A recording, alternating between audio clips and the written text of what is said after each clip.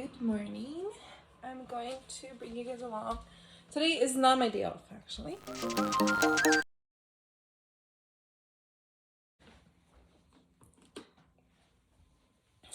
It's 7 a.m. and I'm very cold. And I'm gonna put on my scrubs. Today I'm gonna wear blue. Here we go. Let's get dressed and bring the kids along. So I'm hoping to get coffee before it's too late, so let's go. I usually drink, I like something warm, but today I kind of want a coffee, but sometimes my stomach gets irritated with the coffee. But I want something before I start my shift. And there we go. All blue. And yes, I'm moving. That's why there's boxes there. These are super faded because they're really old, but they're really cute. So today I'm gonna wear these cuties. I normally like to switch it up. And I'm already in the Valentine's vibes. So there we go. I know. There. I know. I feel comfortable, and that's all that matters. So I'm gonna fix my hair a little, and then I need a sweater. Where's my sweater? My hair is up because I don't want my hair to be on my face when I'm drawing people. In this video, I'm going to tell you what phlebotomists do not tell you, okay? The pros. This is what the pros don't tell you. And I need to tell you because you guys, some of you guys are new, right? Or when they do phlebotomy, it doesn't matter. This is what the phlebotomists, the OGs do not tell you. But I am going to find the sweater. I don't really have a sweater. Okay, fine. Wear this one. So what I'm going to do is wear this underneath my scrub because it doesn't have a hoodie and I feel like it's a little bit pointless. But I want to be warm all day, so I'm going to just put it on underneath. So, alright, so that's a little better. Let's go now. So this is what phlebotomists will never tell you. At least they didn't tell me. That, for sure, you will feel bad when you miss a draw. Hello you guys, so this video is going to be specifically about what phlebotomists, the professionals, okay, when they're already OGs, very experienced phlebotomists will never tell you. I hope when you guys get hired eventually, hopefully, there's always at least one phlebotomist that's very nice and they will try to help you the best they can. But this is what I wish they told me at the beginning. So when you become a phlebotomist, of course you're poking people and it's very scary. It is scary. It's very scary, okay? And what the phlebotomists never tell you is that they went through it too, okay? And then as a new phlebotomist, you feel that something's wrong with you. But it turns out that everyone goes through that, okay? I went through it. It is still sometimes scary, meaning that sometimes I get like nervous. I'm like, oh my God, you know? But I am very confident, okay? And let me just say again, if you haven't watched my other videos, confidence does not mean that I'm fearless, okay? You still gonna feel some type of fear, but it's not as bad over time, okay? So that's something that for sure they will not tell you, because I remember having very bad days like that. Let me explain a bad phlebotomy day. I think everyone gets trained in the 5 a.m. or the 4 a.m. whatever shift it is, but basically the morning shift, because that's when phlebotomists do a lot of draws for morning rounds. That's when you go room after room after room. So that's how you get your experience and that's how you get your training. So it is very scary, right? And one of my days that I have, a couple of them actually, maybe I had a couple of them, is where I would do my morning round and then I would miss the draw, meaning that I couldn't get it. Okay, you do have 2 pokes, so just keep that in mind. Okay, it's something good and something bad. I mean, it's good because what you need to know, and phlebotomists do not tell you, the OGs, is that do not feel bad when you miss and just pass it on. That's why we have so many phlebotomists. Of course you want to get it, but if you don't, that's what phlebotomists don't tell you, that it's okay just to let it go, and then your next patient is a new start.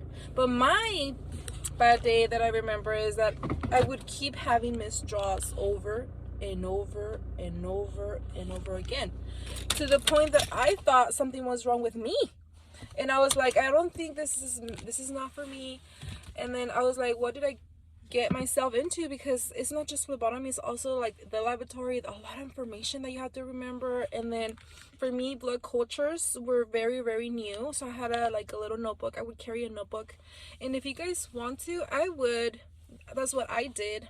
I carried it's not like, I think it was bigger than this, but Dollar Tree has these very tiny notebooks. I encourage you to get one of these and just take notes. Take your own notes as they're explaining something. Okay, so I just want to say that it's normal and you will get through it. Okay, because if I went through it and I overcame that fear or that experience, that's part of your experience. So be nice to yourself. Do not beat yourself up, and remind yourself that the professional phlebotomists that make it look easy, they struggle too. I promise you, they struggle too. They just don't show it, and they don't tell you because they want you to suffer like this one.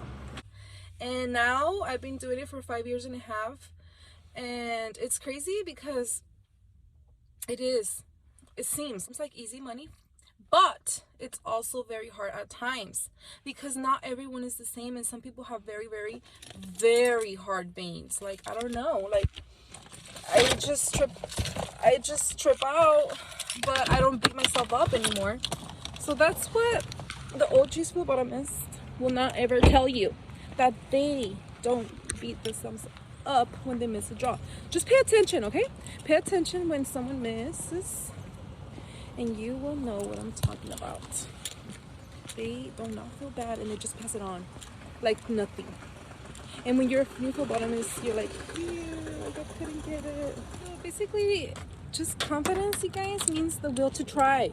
Just as a new phlebotomist, you need a lot of confidence, a lot of will to try, okay? And you will feel bad. You will when you miss. And eventually one day you will not feel bad anymore. But that's what phlebotomists do not tell you. Okay? They make it look so easy. If I make it look easy, it's because I already mastered it, you guys. But what I want you guys to know is that if I mastered it, you guys can master it too. That's why if you overcome phlebotomy, you guys, you could reach anything. Because when you become a phlebotomist, you do not give up, okay? Your priority is to get the draw on the first try, okay? And it's okay if you're new and you don't get it at the first try, okay? You will get there, okay? You will. But do not give up, okay?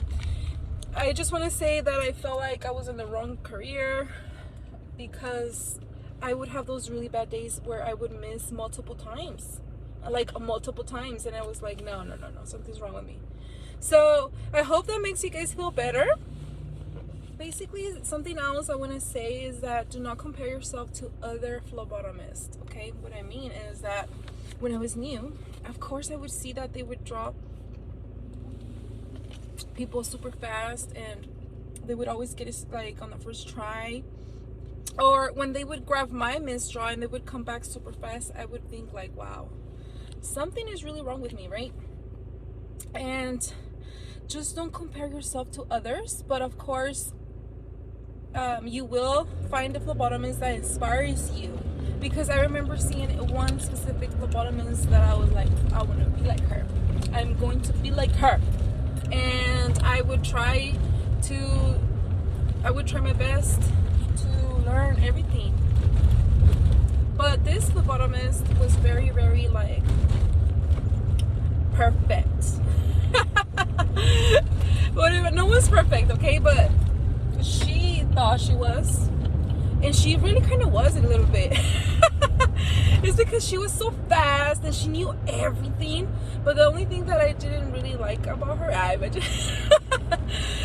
mean, I still like her because I love everyone. But the only thing that I didn't like that much about her is that she would come up after people who would make mistakes, like new phlebotomist. Thank God I was always on the good side of her, you know, because again, I was trying to be like her. But she would literally come after students when they would do a mistake, and she would make it a big deal. And she would make them feel bad. She even made another phlebotomist cry because she would keep, you know, making mistakes, and she called her off. She's like, just kidding. But yeah, you guys, so she told her off, and I was scared. I was like, I don't want to be on her bad side. So yeah, you guys, do not compare yourself to another phlebotomist, because they've been phlebotomists for a long time, and they will make it look so easy. I remember being super, super new, and I told the person that was training me, like, oh my God, like, how did you do it? Like, how do you know? And she's like, you just know, okay? You just know. And I didn't really get it at that time, because I was like, what do you mean? I still don't get it. Like, how will I know? And actually, you will, like, because you go by feel, okay? So when you're looking for a vein that it's not obvious, you have to go by feel, and then eventually you will master the feeling. I know that's weird. But you will master how it feels, how a vein actually feels, and you just have to go for it. You have to go for it, okay? And then let me just tell you something, that if you are trying to feel for a vein and you're thinking, like, is that a vein? Is that not a vein? And most likely 100% of the time it is. So try it and you will be surprised, okay? Something else that I want to say is that if you're having a very hard draw, if you're using a butterfly with the syringe, and normally if you use a butterfly, there will be a flush of blood. That means that the little butterfly will turn red. That means that you're inside, and now you can pull the syringe. Well, if you're having a very, very hard draw, I would encourage you to, even if you don't get no flash, still pull on the syringe, because you might get surprised how sometimes the flash doesn't appear, but you're actually inside the vein, which trips me out. I don't understand. But I tried it a couple of times where I would have a missed draw. Before you give up, even if you don't see a flush, pull the syringe, and sometimes blood will flow, because maybe you're very, very near the vein, and eventually, you know, when you pull the syringe, that's like your magic trick to get the blood. It's hard. It is hard, you guys, but you're not gonna regret it. It's kind of cool. And I can't believe that a lot of people tell me, like, oh my God, you're a phlebotomist. Like, they can't believe it, you know? And if I could do it, you could do it. And of course, babies are always hard to draw, the babies, but they're kind of rare. It depends where you work. I did work at a hospital that you would get assigned to downstairs. That means that was your department. And downstairs included mother baby. That's where the moms have their babies and their newborns. The healthy ones, they stay in the room with the mom, and they have blood draws. And the NICU is part of downstairs. The NICU, oh, the NICU. If you're still watching my video, something that you must know, and you might remember me if you do get hired at a hospital and you go in the NICU. The rule number 1 is to always wash your hands before you even go inside. Even if you use hand sanitizer to open the door or whatever, no. As soon as you're in there, you need to wash your hands. And normally you cover yourself. Like if you're going to an isolation room, you cover yourself with a gown, and And because you want to protect the babies, okay? It's crazy. It's really good to have it. And they will make you do it though. So if you forget, it's okay. So comment down below, you guys, how you guys are doing, and if you guys have any questions. And yeah, today I'm gonna go to work, and we'll I know this video is a little bit long, but if you guys want to see how many draws I do today, I'll just give you the count, okay? Sometimes my job is more like paperwork. It's not just drawing, it's also doing like paperwork and stuff. So I might work on that when it's slow and restock. That's the first thing I do when I get to work. I restock. And no matter who tells me whatever, because I look like an overachiever, I am. Okay? You want to stand out. Okay? You don't want to be like the rest of the people. You want to be a leader. Okay? So I always do what other people are not doing. Okay? And I always do the extra step. Yes, if you get to know me in real life, I always do the extra step to make the patient feel special, and I will do it until the last day. Just kidding. I mean, I don't know if I'm going to be a phlebotomist until my last breath, but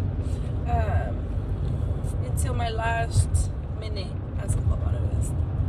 But overall, that's how we do it. Finally off, and I did the total of 35 draws today. 35. But today, it's a Friday, so it could be busy. It's so unpredictable, my friend. It's so unpredictable. Today I did 35, but hey, maybe tomorrow I'll do just 5. You just never know. You just never know.